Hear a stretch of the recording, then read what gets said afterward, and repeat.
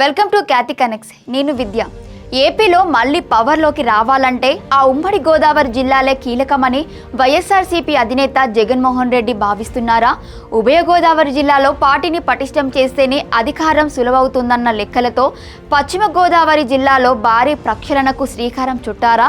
కానీ ఆ ప్రక్షాళన ఇప్పుడు పార్టీ అసలుకే ఎసరు తెచ్చేలా మారిందా?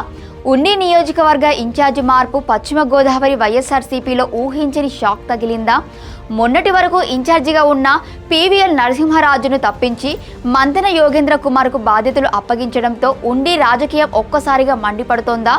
అనుచరులు జెండాలు ఫ్లెక్సీలు పీకేసి రచ్చ చేస్తుంటే పీవీఎల్ నరసింహరాజు మాత్రం అధిష్టానంపై ఎందుకు కన్నెర చేశారు?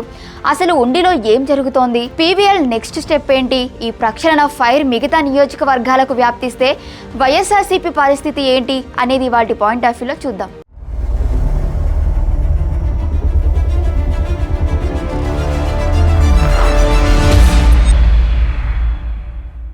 2017లో సాక్షాత్తు వైఎస్ జగన్ ఆహ్వానిస్తేనే వైఎస్ఆర్సీపీలోకి వచ్చానని, 2 సార్లు ఓడిపోయిన ఉండిలో పార్టీని బతికించానని పీవీఎల్ నరసింహరాజు తీవ్ర ఆవేదన వ్యక్తం చేస్తున్నారు. తన సేవలకు జగన్ ఇచ్చిన గుర్తింపు ఇదేనా అంటూ కన్నీటి పర్యంతమయ్యారు. కనీసం తనకు సమాచారం ఇవ్వకుండా, తన అభిప్రాయం అడగకుండా పార్టీ కోసం పైసా ఖర్చు పెట్టని కష్టపడని వ్యక్తికి ఇన్ఛార్జ్ బాధ్యతలు ఎలా ఇస్తారంటూ పీవీఎల్ ఫైర్ అవుతున్నారు. దీంతో ఆగ్రహించిన పీవీఎల్ అనుచరులు పెద్దమీరంలోని పార్టీ ఆఫీస్ దగ్గర తీవ్ర నిరసన తెలిపారు.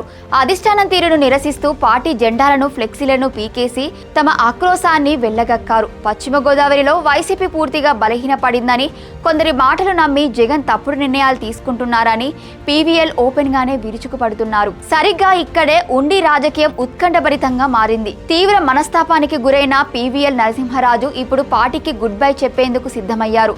వారంలో తన భవిష్యత్తు కార్యాచరణ ప్రకటిస్తానని పీవీఎల్ స్పష్టం చేయడంతో ఆయన నెక్స్ట్ స్టెప్ ఏంటని హాట్ టాపిక్గా మారింది. ఆయన కూటమి పార్టీల వైపు చూస్తున్నారా? టీడీపీ లేదా జనసేన తీర్థం పుచ్చుకోబోతున్నారా అన్న చర్చ జోరుగా సాగుతుంది. ఈలోపే కూటమి పెద్దలతో సంప్రదింపులు పూర్తి చేసుకుని తన నిర్ణయాన్ని ప్రకటించే అవకాశాలు ఉన్నాయని రాజకీయ వర్గాల్లో గుసగుసలు వినిపిస్తున్నాయి. ఒకవేళ పీవీఎల్ తన వర్గంతో సహా ఖాళీ చేసి కూటమిలోకి వెళ్తే ఉండిలో కొత్త ఇన్ఛార్జ్ మంతెన యోగేంద్ర కుమార్ పార్టీని ఎలా నిలబెడతారనేది $1 మిలియన్ ప్రశ్న.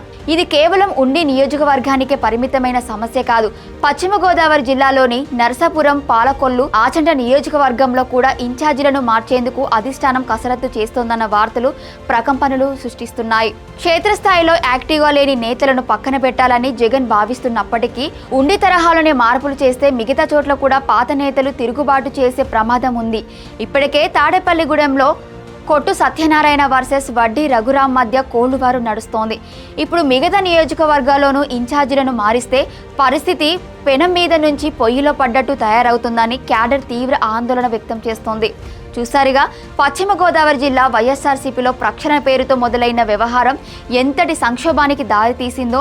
పీవీఎల్ తీవ్ర ఆరోపణలు చేస్తున్న అధిష్టానం ఇప్పటి వరకు సైలెంట్గా ఉండటం ఆసక్తికరంగా మారింది. మరి ఉండి పరిణామాలపై జగన్ ఎలా రియాక్ట్ అవుతారు? పీవీఎల్ తిరుగుబాటును ఎలా చల్లారుస్తారు? కొత్త ఇన్ఛార్జ్ యోగేంద్ర కుమార్తో ఉండిలో పార్టీ పుంజుకుంటుందా, లేక పీవీఎల్ కూటమిలోకి వెళ్లి వైఎస్ఆర్సీపీ ఉనికినే దెబ్బతీస్తారా? వేచి చూడాలి. Thank you for watching Khyati connects.